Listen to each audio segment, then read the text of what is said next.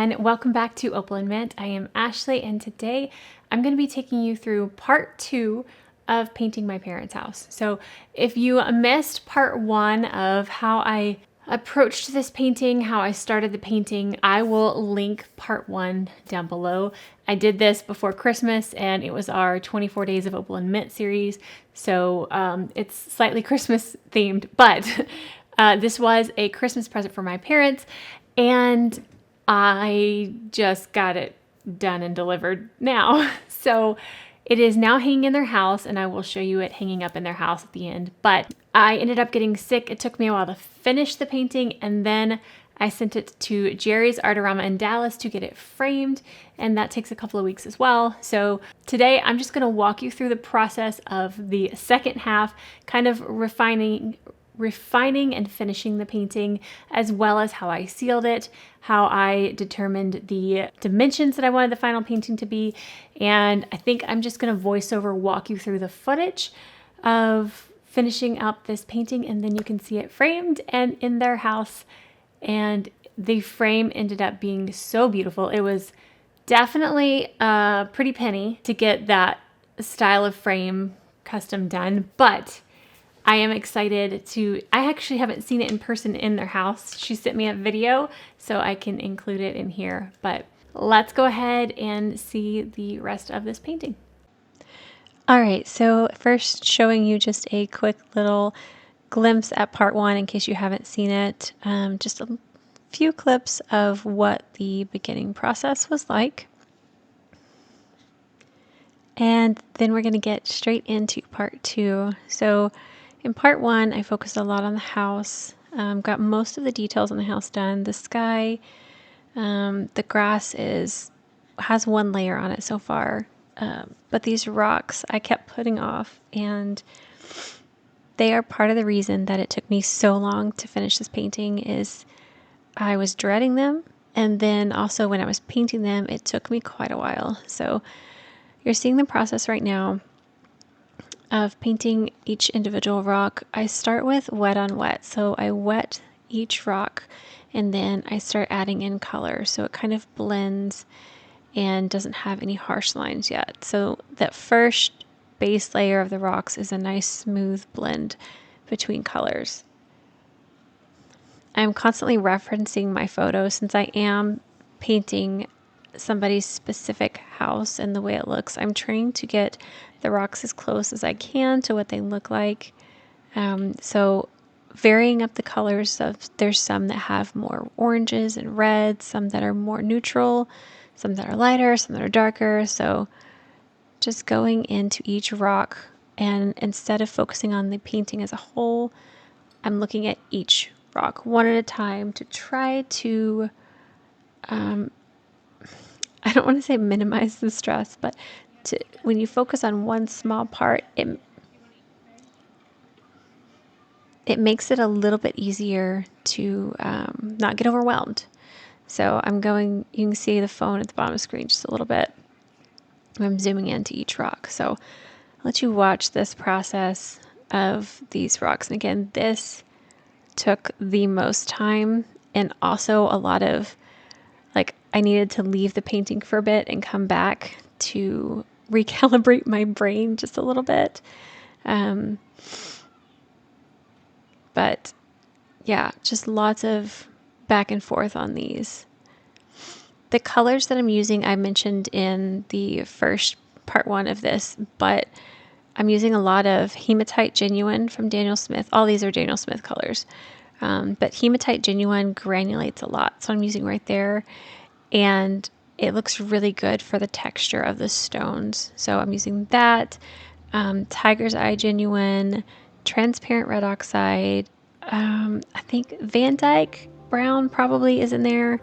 It's been a little bit since I actually did this painting, so just kind of mixing it up. And every once in a while, I'll add a little bit of yellow into my brown or blue just to cool it or warm it, just so I have varying colors.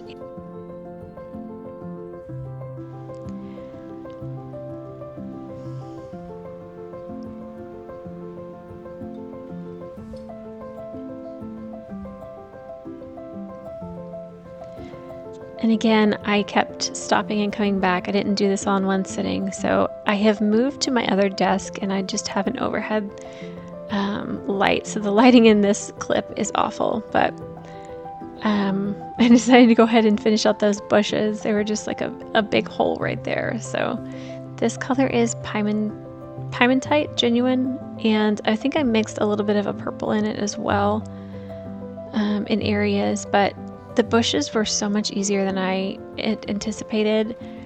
I just did kind of a stippling wash of it and then added in some shadows.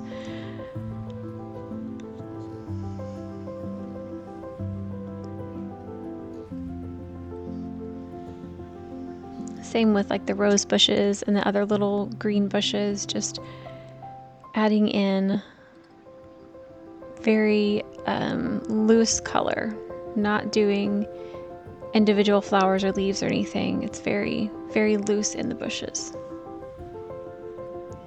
I think in a painting, a balance between detailed and loose is a very important and delicate balance, because if everything is full detail, then it can get too much to look at. It can get overwhelming. And so focusing on a few things that have a lot of detail, like these rocks, and also like the wood on the beams of the house and the stone on the house, picking where you want that detail will really help.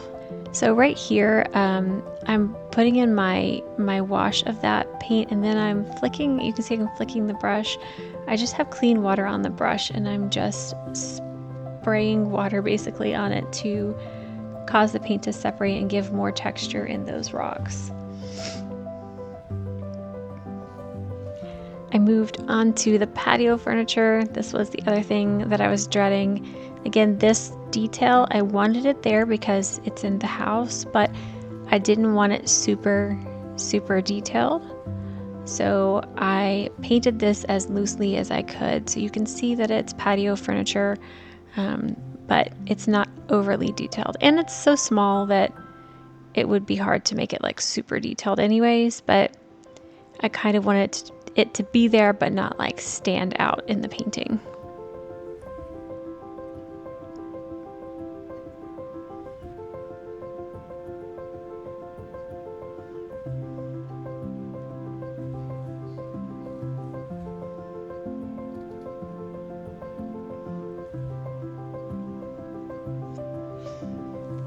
And I kept going back and forth on what I wanted the grass to look like, because I, again, didn't want this to be too detailed. I kind of just wanted that wash of color, but it was looking a little bit lackluster and too muted. So I ended up doing a couple of extra coats. So this one is just another one that I'm using to deepen. Later, I put some more color on, and I don't think I actually have footage of that, but I put more green on and then did little bitty like blades of grass around the rocks to kind of have that transition from the grass to the rocks. But again, very minimal detail on the grass because I didn't want that to be a focal point. So on the rocks, after I had the soft wash on them, I started going in with the more dry brushing details. So this is wet on dry instead of wet on wet. So my paper is dry and I'm going in very slowly. I'm not going in super dark right away. I do a couple of layers on these rocks to slowly build up that contrast and that detail. And again, I keep going back and forth, looking at the picture, looking at the painting, trying to get it as close as I can. And not gonna lie, it was slightly stressful, and I ended up deciding to focus on this little section here to see if I could even do it. I was so worried that they weren't going to look right, but the more that I layered and added in the details, it started coming together. But it was a very slow process. And there was even times when I lifted to erase some of the paint in between some of the rocks where there's like the mortar. I got it too dark in some areas and I ended up having to kind of scrub at the paper and lift some of it. But by the time I got through the rest of the rock wall, I kind of had my process down. So I feel like the center of the painting, the rocks ended up looking better. But yeah, I had to speed through this part because it was just a lot of time. I really like that transparent red oxide. It brings that warmth to those rocks. I kept like glazing over some of them too to warm them up. I think actually my hardest part of this was some of the really pale rocks, keeping those light and giving them shadow at the same time. For some reason, I struggled with that balance on the rocks.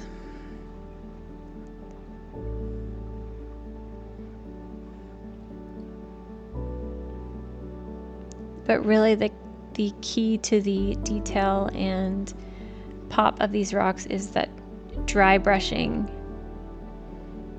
to give some texture on them.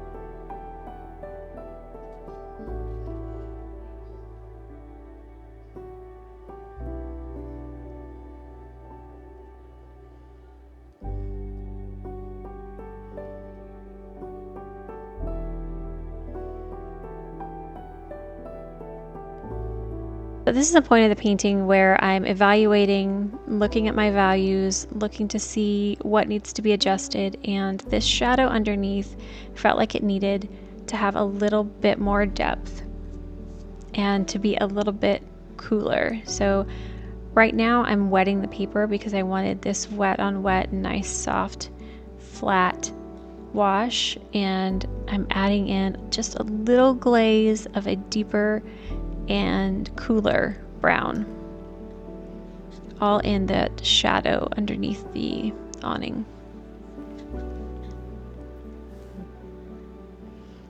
I did some other washes that I did not get on camera. Some of the beams, I wanted some more warmth in them because there's quite a bit of orange in some of the areas on the beams. So I did a wash of like it was probably transparent red oxide actually on that. And then the roof was just a little bit too light. So I ended up doing a wash on that as well that I did not get on camera.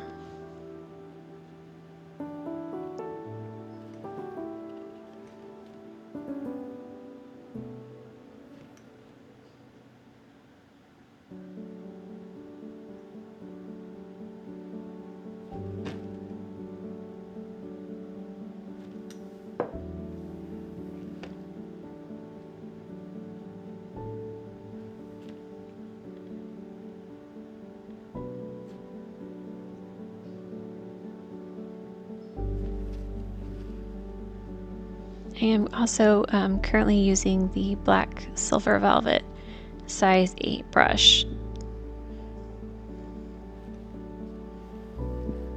This one has a nice fine point, so I can get nice and crisp detailed lines with.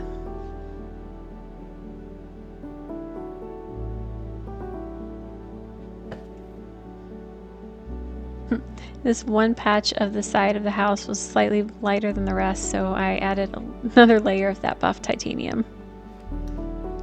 Which, by the way, buff titanium was like the perfect color for the side of their house.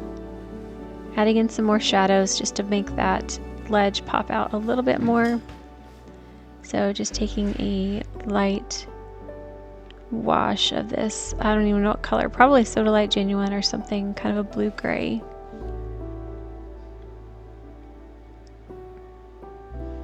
My face is like almost touching the paper. So serious.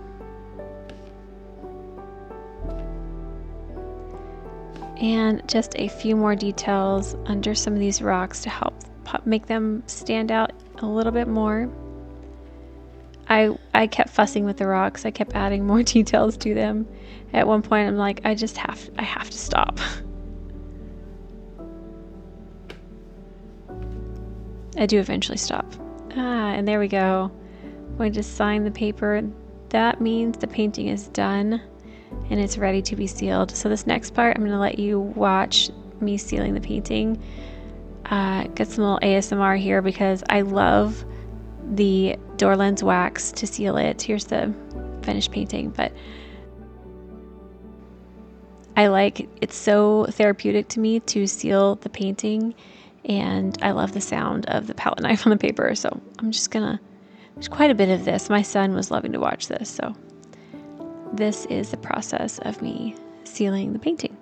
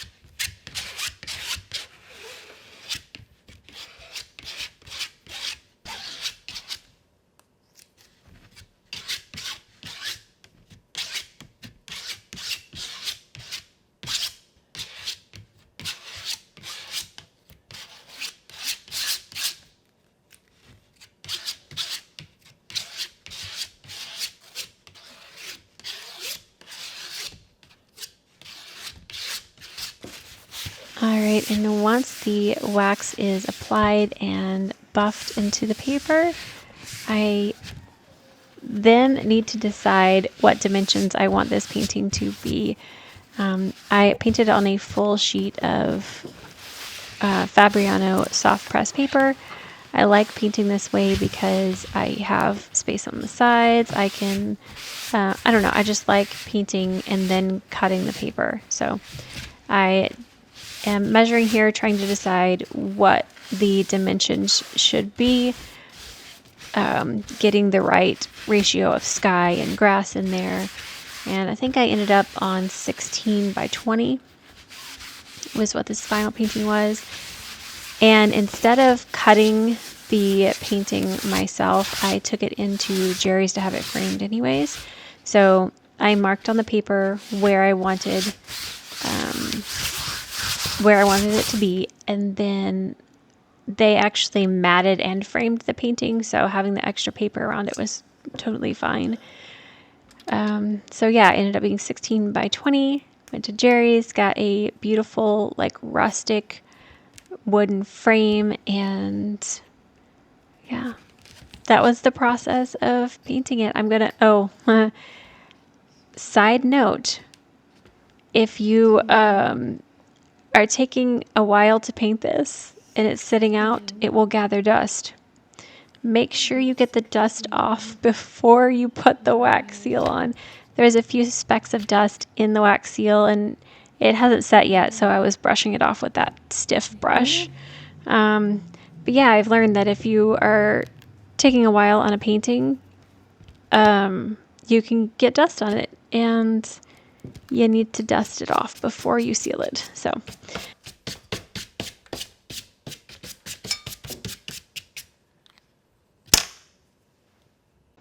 here is the painting on my parents' wall in their house. I hope that you have enjoyed watching this process.